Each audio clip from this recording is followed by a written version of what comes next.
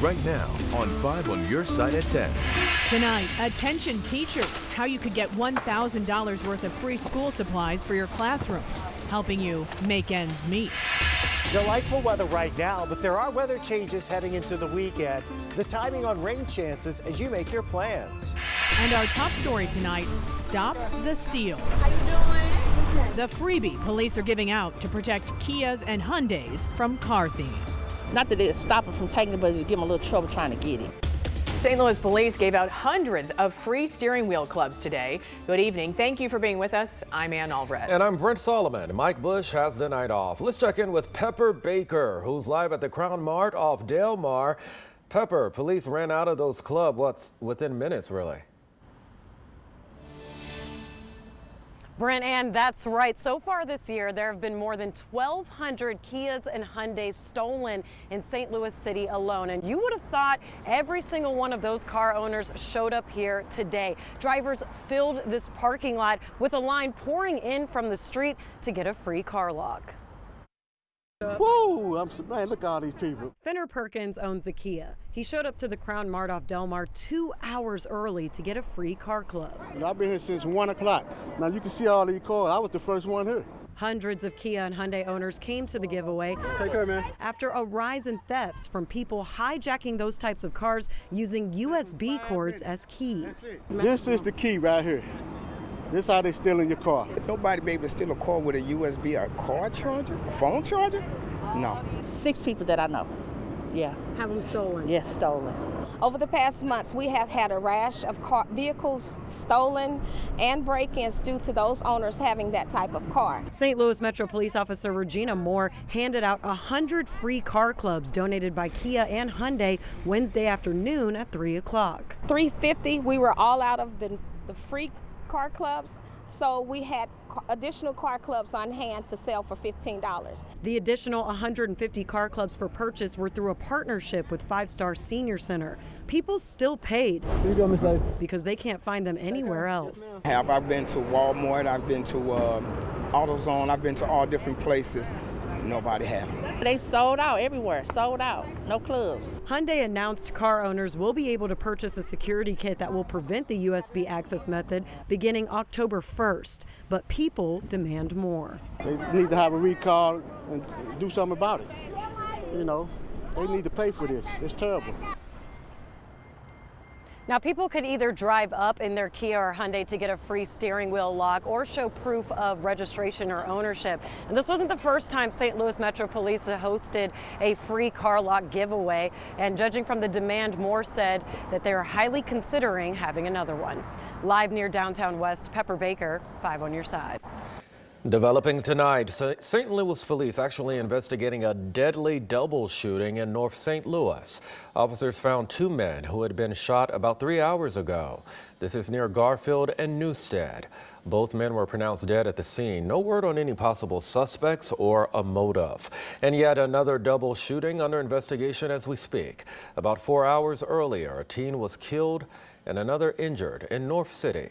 This happened near Hodemont and Romaine Place. Police say the 2 teens were arguing when shots rang out. An 18-year-old died. A 14-year-old was taken to the hospital. He's expected to survive.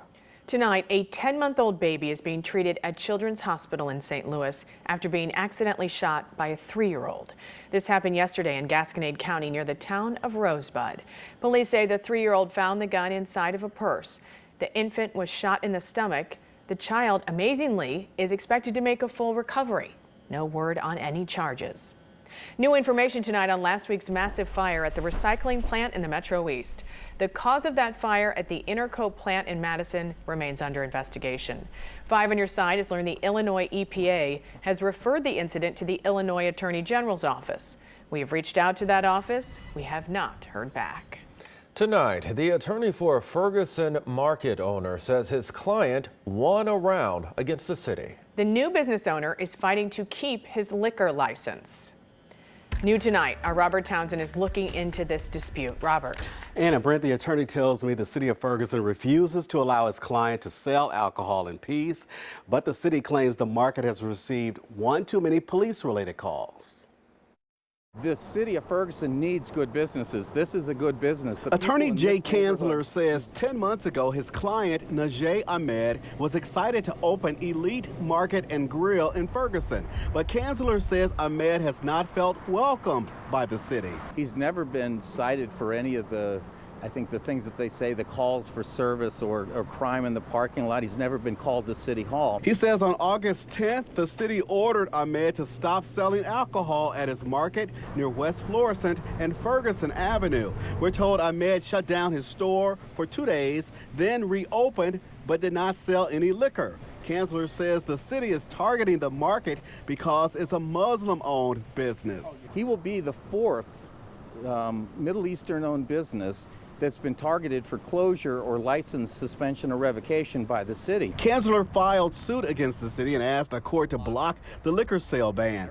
Wednesday, a judge granted a temporary restraining order allowing Ahmed to sell alcohol again. They never told him what he had done wrong. On Tuesday, city manager Eric Osterberg told 5 on Your Side the city council recently voted not to renew the market's liquor license because of police calls to the area. The business was formerly Ferguson Market and Liquor. Hello, you've reached Eric Osterberg, City Manager. Today I called Ferguson City Manager Eric Osterberg to get his reaction to this story, and as of right now, I am still waiting to hear back from him. Ahmed's lawyer admits the battle isn't over. I would hope that it would end in a resolution with the city. And at this hour, I still haven't heard from Ferguson City Manager. Both sides return to court on September 1st. Thank you, Robert. Tonight, 2 former city workers in Floridale Hills are accused of stealing hundreds of thousands of dollars from their own town. They allegedly used that money to gamble, go out to eat, and pay their rent and taxes. 68-year-old Maureen Woodson and 75-year-old Donna Thompson have been indicted by a federal grand jury on wire and mail fraud charges.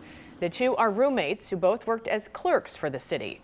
According to prosecutors, they stole $663,000 over the last 6 years through wire transfers and forging the mayor's signatures on checks. That's about $260,000 more than the city's annual budget. Floridale Hills is a very small, if not tiny, community in North St. Louis County, approximately 800 residents. Its annual operating budget is about $400,000. This scheme to embezzle this $700,000 was substantial. Both Woodson and Thompson were fired back in May and each face up to 20 years in prison and a $250,000 fine. Right now, people in Collinsville are going on 24 hours without water. Crews have been working to repair a 20-inch water main break there, and about an hour ago, a city official told us the work will not be done tonight. Residents in Collinsville who do have water are urged to boil it. Tonight, flooding victims in East St. Louis are a step closer to getting some much-needed help from the federal government. Members of FEMA spent today surveying the damage from historic flash flooding. Unlike Missouri, where the damage was more widespread, the Metro East has not received federal aid. We're looking at number of homes affected and the level of damage to those homes. What was the magnitude and severity of those impacts to these people? How long will they be displaced? It's all those questions we're looking to get answered. That information will then go to the state. The state will decide at that point whether to request that federal disaster declaration from FEMA. So remember, you can still report your losses to 211 if you haven't already. You can also start your cleanup repairs. Just remember to hold on to your receipts. Airbnb now has a new method of cracking down on parties. The company has made its pandemic-era party ban permanent. New tonight, our Elise Schoenig shows us how it's cut Airbnb parties in Missouri by nearly half. We've been a property owner on Main Street since 1983. That's Charlotte Worthington. She's seen Main Street in St. Charles at its highs, its lows, and its progress. We didn't have a parking system. We didn't have Riverside Drive. But St. Charles County and Main Street could see a difference in another one of its attractions, short-term rentals. The county already approved limiting how many short-term rentals people can rent at the beginning of the month. On Wednesday, Airbnb announced more changes effective immediately in Missouri. It blocks potentially risky reservations that could be indicative of an unauthorized party, and it prevents those users from being able to, try to exploit our platforms. Ben Bright from Airbnb says the company will now take a potential renter's previous ratings and number of properties they're trying to acquire into strong consideration. Back on Main Street, frequent visitors say it's no secret Main Street has its crazy moments. Incidents like these are what Bright says the company hopes this new policy will crack down on. If you just stood up your account a few days ago, you have no reviews at all of a sudden you're trying to make a local booking of a very large home, maybe on a Friday night. Now, a lot of people I spoke to here today told me that they're sometimes not even out late enough here on Main Street in St. Charles to notice when activity starts to happen like that. But they told me that any effort to make St. Charles safer means it's better. It could be helpful, but you don't want to ruin the place either. You don't want to run too many people off. Bright says the right thing to do for hosts, neighbors, and cities is to preserve Airbnb and crack down on parties. Engaging with cities on these types of issues is really important for us, and this is an issue that comes up a lot. It has come up with St. Louis, where we know that addressing this challenge is really top of mind. In St. Charles County, Elise Schoenig, 5 on Your Side. Airbnb spokesperson Ben Bright told 5 on Your Side the company has already tested this policy in Australia, and it's been a success. So I'm here now for justice for Tyree. Tonight, a St. Louis family's renewed plea for answers as they celebrate a teen's 15th birthday, 5 months after he fell to his death on an Orlando thrill ride. School supplies, they add up to a big expense. Tonight, we're helping teachers and families make ends meet. Humidity levels will start to creep up heading into the weekend, the changes that bring rain chances back to the bi-state region. It's been nearly 5 months since a St. Louis County teen died after falling from a free fall ride in Orlando. Today, Tyree Sampson would have turned 15. Tonight, his family continues to advocate for change. They're also demanding authorities speed up the investigation. The preliminary investigation shows Tyree was too big for the ride and the seats were manually adjusted.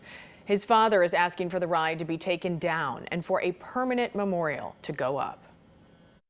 Why is not a permanent memorial here? Because he's a black young man from St. Louis, from a so-called poor poverty city. We're not a local Orange County resident, so we don't get the same treatment. Florida State Representative Geraldine Thompson says she's drafting what she calls the Tyree Sampson Law.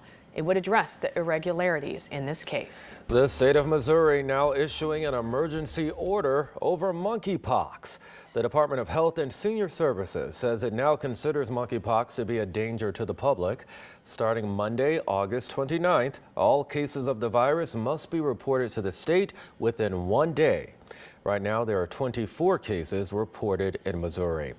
There are vaccines available in the St. Louis area for people at a higher risk of getting the virus. The St. Louis County Health Department teaming up and distributing them in St. Louis City and County, as well as in Jefferson and St. Charles counties. For more info about the vaccine and to see if you're eligible, text the word monkeypox to 314-425-5355. Well, by this time next week, most if not all of our schools will be back in session. Heading back to school, it's expensive, right? The average family spends more than $860.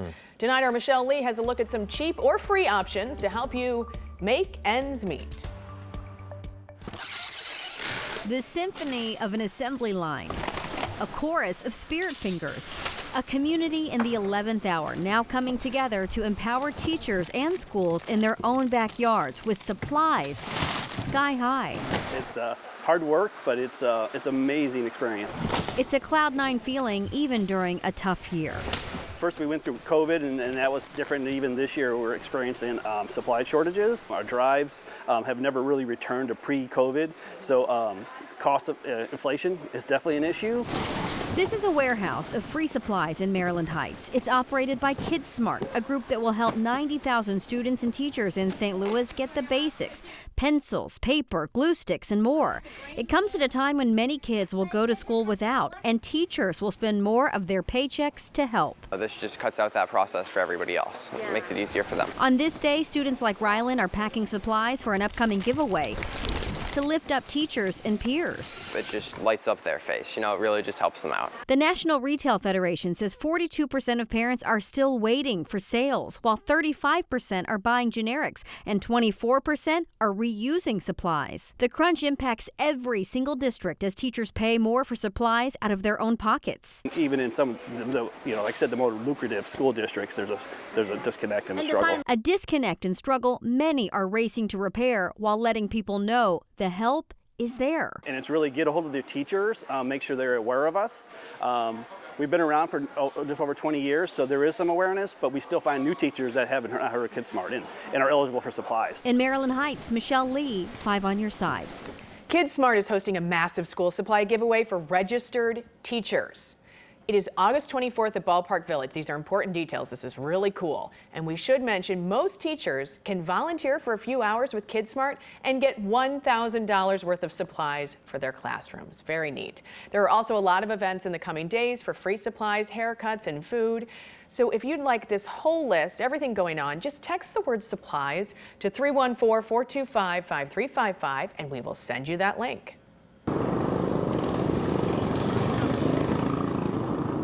Check it out. The Shriners took over Market Street in downtown St. Louis today for a big parade. There were the iconic mini cars, clowns, and even marching bands. The historic Prince Hall Shriners have been in town all week for their international convention. And let's get to Chief Meteorologist Scott Connell. Gorgeous, gorgeous, gorgeous. Repeat, repeat. You Loving want more. it. Well, Yeah. I'm going to give you a special treat tonight. We had plenty of sunshine today. Absolutely gorgeous. This is a picture, though, of the sun spewing off a solar storm, kind of just burping out a whole bunch of gases, and that's all headed towards Earth. And there's a chance tonight, just a chance, that the northern lights and the aurora borealis could be seen from St. Louis. I think it's a really low chance here in the metro area, but the chance is there. So we're going to say that, if there's a chance, you got to run with it. So if you would see it, you first of all have to get out in the dark, away from city lights. We're looking to the far northern sky. The best time is from now until about 3 a.m., really until about 1 a.m., but we're under a mainly clear sky, so that's good. But most likely we're too far south to see much out of this. Most of it is going to be to the north, but I think we're going to see some pretty cool pictures coming out of Minnesota and Michigan in the areas where it's clear and where we don't see the showers right now. Some spots up there don't have the clear sky like we do. But again, that northern line where you might just see that green glow off on the horizon could be a little closer to us than average. This is a G3 storm as rated by the Space Weather Center. So those space weather people are watching it right now. And it looks like this is a pretty active week. And we have that potential still going into tomorrow night and on into perhaps even Saturday night or Friday night into Saturday. But I think by then we're dealing with a lot more cloud cover. Clouds today went by to our south. We just had those puffy fair weather clouds. This is why some of the areas up to our north may not get the best scene in the sky tonight, because we have clouds and some of them are getting Mother Nature's fireworks instead of the aurora borealis, and that's the system that eventually works towards us heading into the weekend. It's 75 right now, so it's a very pleasant evening in St. Louis. Winds are out of the north-northeast at 6 miles per hour. That dew point's down to 61. We are seeing outlying areas really cooling off tonight, and we'll likely see, like we did this morning, some of the low spots, some of the valley locations with a little bit of fog, but then, like today, it's going to be bright and beautiful tomorrow afternoon. Starting out in the upper 50s to lower 60s. Tomorrow afternoon, mid-80s again. Winds shouldn't be as strong tomorrow. Temperatures very comfortable with the humidity levels staying nice and low. Now, we get into the weekend and we'll be watching some of that action from the north try to drift in here. Notice we're painting the green across parts of the bi-state region on Saturday. Not a washout, but the potential's there for some scattered showers and thunderstorms with a higher potential going north of St. Louis. Now, that's going to continue into Sunday. Odds are whatever's around very early on Sunday will tend to shift to the east, and then we may see just a spot shower or thunderstorm after that. We're not talking about huge amounts of rainfall either with this because it's scattered in nature. Sure, there could be a downpour or two as we head into Saturday afternoon, Saturday evening, but more likely than not, most of us will get less than a half an inch of rain most of us, not all of us. Of course, that does impact potentially the race this weekend. The Bommarito 500 over at Worldwide Technology Raceway. You know, you got thousands, literally tens of thousands of people wanting to see cars going around the track. We need a dry track, so we'll see what we can do about that. Storm chances go down heading into early next week, but the comfortable temperatures are sticking with us. And that's a good thing. Yes. Thank you, Scott. Ahmad is next with sports now. The XFL is returning, but will the Battlehawks name come with it? We talk about that topic and how some fans should be apologizing to John Mozeliak at the moment. Stick around, we're coming right back.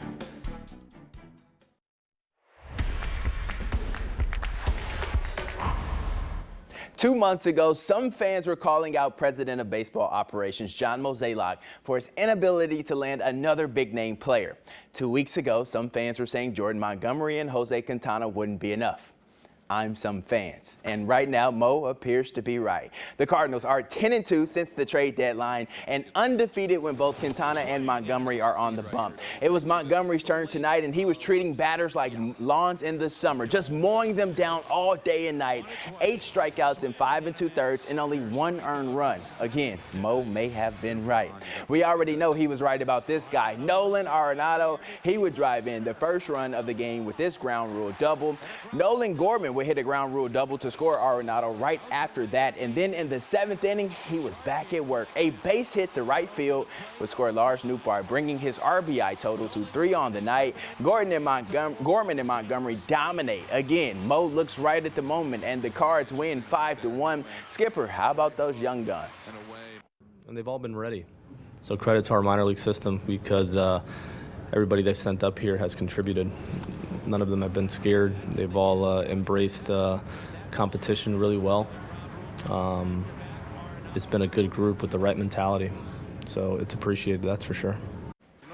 Lost in the excitement of yesterday's walk-off win was the return of former Cardinal Randall Grichik. Traded to the Toronto Blue Jays back in 2019, Grichik had to wait 3 long years before making his return to Busch Stadium, but he'll say the wait was well worth it. Grichik spoke on what it meant to be back in the town that first gave him a chance. It was awesome, you know, getting off the plane and riding the bus in through downtown and, you know, just brought back a ton of memories. And then obviously being here last night in the first game back, you know, it's been a while, but it still feels like it was yesterday, you know. My first opportunity in the big leagues were here. A lot of fond memories, a lot of good relationships built here. So it'll be a place that I always remember.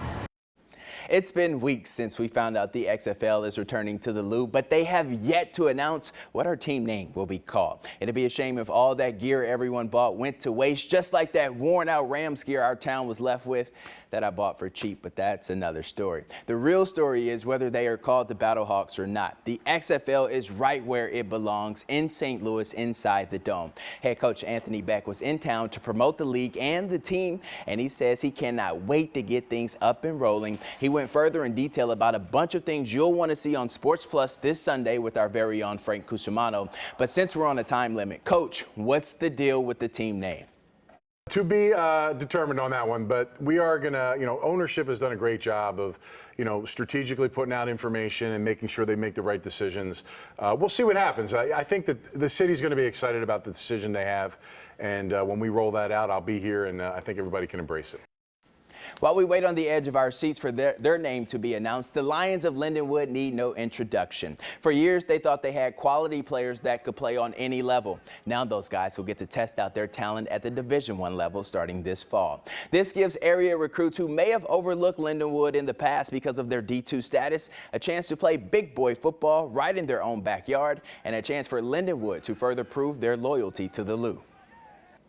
I think a lot of the kids we lost to maybe FCS Division I or Division I programs in this area was because they wanted to play at that level. And I think this just gives another box that they can check to say, hey, I can stay in such a great area like St. Charles, and I can play Division I football. And I think our recruitment in this area is just going to be enhanced by that. They've come a long way. Exactly. Who says we doesn't have the best sports town, right? Yeah. All right, Ahmad, appreciate it. Garth Brooks, he is coming to Missouri for one night only. How you can score tickets. Sky Zone is jumping ahead with plans to expand in the St. Louis area. The indoor trampoline park will soon add a location in St. Anne. No word on an exact location or when it will open. Right now, there are Sky Zone locations in Fenton and Fairview Heights. Garth Brooks coming back to the Show Me State for one night only, folks. The country superstar will open Bass Pro Shop's newly expanded Thunder Ridge Nature Arena, which is south of Branson. The concert is October 1st. Tickets go on sale next Friday. Do you have a St. Louis grandma? We need a Nona. Mama Lucia's and Four Hands Brewery are teaming up for a new line of pizzas, and they're looking for a grandma to serve as the brand ambassador on social media. It pays $200 a month, and that's only for 2 hours of work. For more information on qualifications and how to apply, go to the As Seen on TV section on KSTK.com. If only Grandma can bring home some pizza at night. I'm sure that she could. Then sign us up. Looks like there's some modeling involved with the pizzas. Yeah. Not a bad gig. That's all of our time at 10, my friends. Thanks for the company. The Tonight Show starring Jimmy Fallon. Next. Keenan Thompson is Jimmy's guest. Start your day with Today in St. Louis beginning at 4 a.m. Have a great tomorrow. Good night.